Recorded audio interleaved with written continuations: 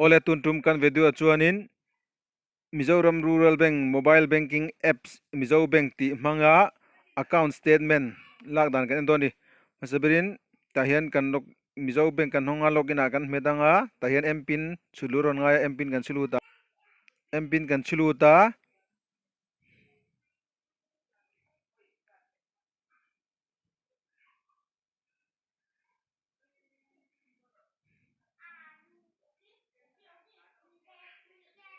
tiang kan login a tuntum hianin account statement download dan kha kan endona wangin my account akan kalanga account statement tunla hianin bank rang ten internet banking facility pe thato ema chu wangin hengte hi I kan man tangkai kha atha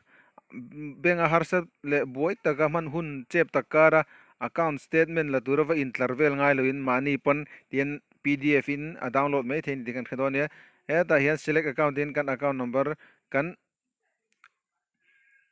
statement dun account number ka kan va select anga account number kan select a chuan ta hianin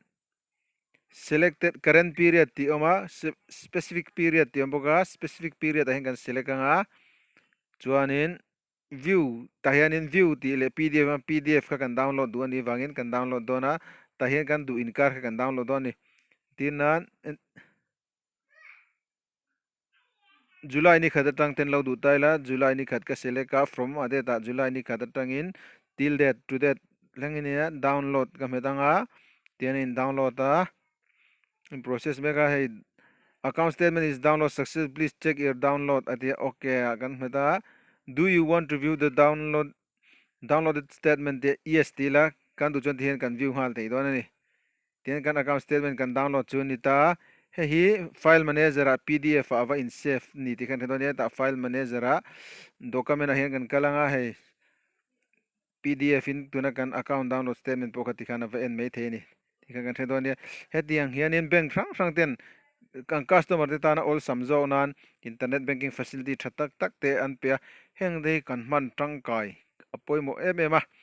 tiang hmang tangkai na chang khelo tam tak kan lo ma I thiam lo mai lo tum mai lo in all sam te hai rural bank ho I Mizo Bank mobile apps pe hi chu sim pulin man nuam ema he ta hianin service tangin entinan atm card service atm pin siam te thleng pona theya atm block ti te atm card activation ti te pon heng te hi all sam te a ki kan tangkai pui thei be sein thiam lo tak chungin video te kan ron siam vele ram thina viewer ten khoi takin kan channel te min lo subscribe saka comment te lo pe like le share te kha milo ngai poimo sak turin ron som le cheu ni ole khati jong kha ni le photo se